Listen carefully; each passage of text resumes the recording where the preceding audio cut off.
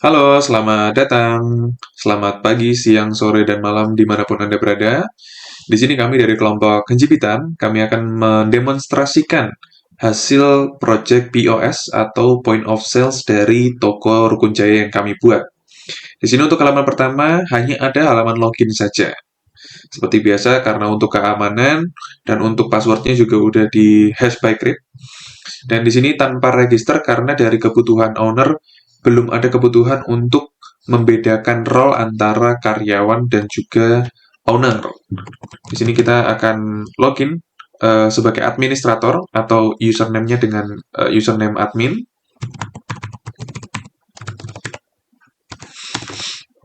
Nah, ketika login, untuk halaman pertama yang ditampilkan adalah halaman produk.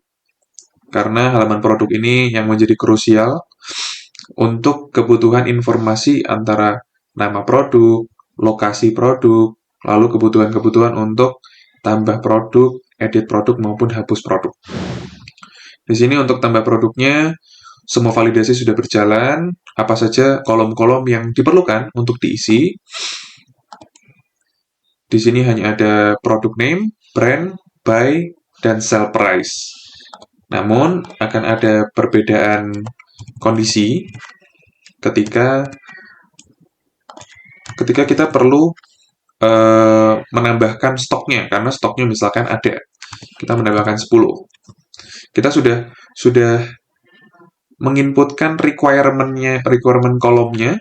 Sekarang kita tambah, dia akan ada wajib dipilih karena jumlah atau stoknya ada, sehingga kita perlu tahu ada di lokasi mana.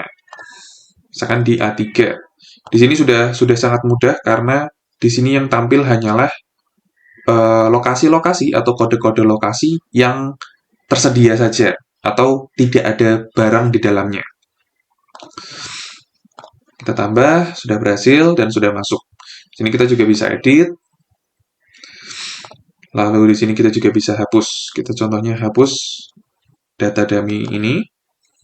Ya, berhasil.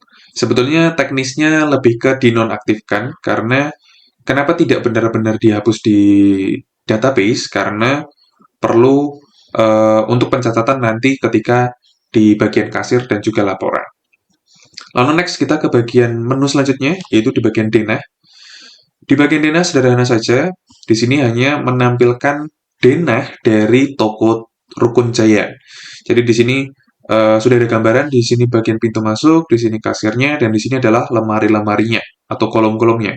Untuk kolom-kolomnya masih sangat sederhana. Di sini juga sudah ada status dari kolom tersebut, apakah kolom tersebut terisi atau kosong.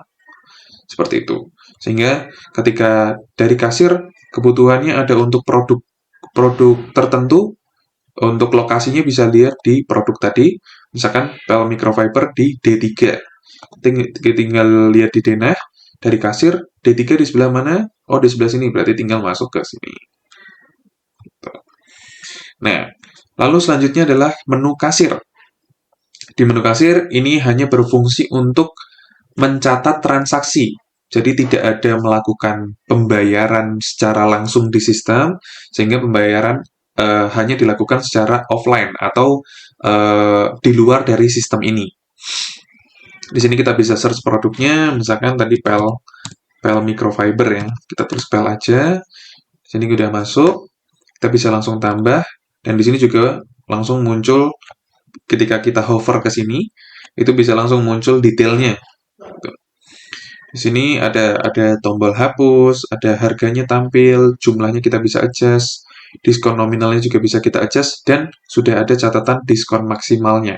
Sehingga meminimalisir owner untuk rugi ketika memberikan diskon. Dan juga ada subtotalnya dan ada totalnya. Dan di sini validasinya juga sudah berjalan, misalkan kita berikan diskon 300.000. Nah, dia akan gagal, tidak diizinkan, dan akan hanya di diskon maksimal saja. Misalkan kita kasih jumlahnya 5, langsung otomatis. Dan di sini misalkan kita kasih diskon 500.000. Oke, untuk subtotal dan total juga sudah berjalan dengan baik. Di sini misalkan kita batal, kalau batal maka yang di keranjang ini akan kosong lagi.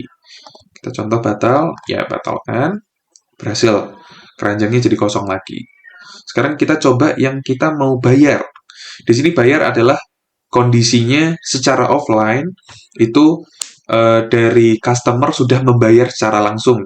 Ketika sudah dibayar, uang sudah diterima, ataupun itu kris, bank transfer, atau yang lainnya yang disediakan oleh toko Rukun Jaya. Ketika sudah berhasil, sudah dicek mutasinya atau dicek uang tunainya, nominalnya sudah pas, kembaliannya sudah diberikan, maka boleh diklik bayar. Di sini akan konfirmasi transaksi terlebih dahulu supaya tidak ada meminimalisir kesalahan ya. Lalu dari offline-nya sudah dibayar, kita klik lanjut. Dari customer meminta cetak nota atau tidak, kita contohkan untuk cetak nota ya. Karena kalau tidak ya hanya sekedar tidak mencetak nota saja, tapi transaksinya tetap tercatat. Kita coba cetak nota. Ya, di sini untuk template atau tampilan PDF dari notanya. Lalu kita akan next untuk di bagian laporan.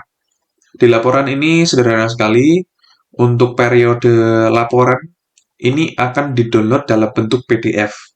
Dan untuk periodenya sendiri ada hari ini atau bulan tertentu, ada Juni, Juli, dan tahun tertentu, dan juga ada periode tahunan. Ya. Misalkan kita mau yang hari ini, kita tinggal klik button download laporan PDF, lalu kita tinggal lihat.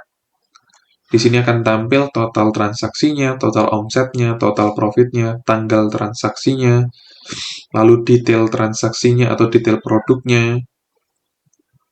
Yap. Dan di sini kita juga ada riwayat transaksi. Ketika tidak mau dicetak dalam bentuk PDF, tapi hanya mau melihat apa saja sih transaksi yang sudah dilakukan selama ini. Jadi bukan hanya hari ini atau bukan hanya bulan ini, tapi dari awal sistem ini berjalan hingga hari ini, hingga saat ini. Dan di sini juga sudah ada paginasinya. Ya. Lalu kita tinggal kembali ke laporan. Lalu untuk fiturnya hanya sesederhana ini saja, dan kita juga bisa klik logout untuk keluar dari sistemnya. Dan begitulah demonstrasi dari Project POS untuk Rukun Jaya dari kelompok Haji Hitam. Terima kasih sudah mendengarkan. Selamat pagi, siang, sore, malam, dimanapun Anda berada. Terima kasih.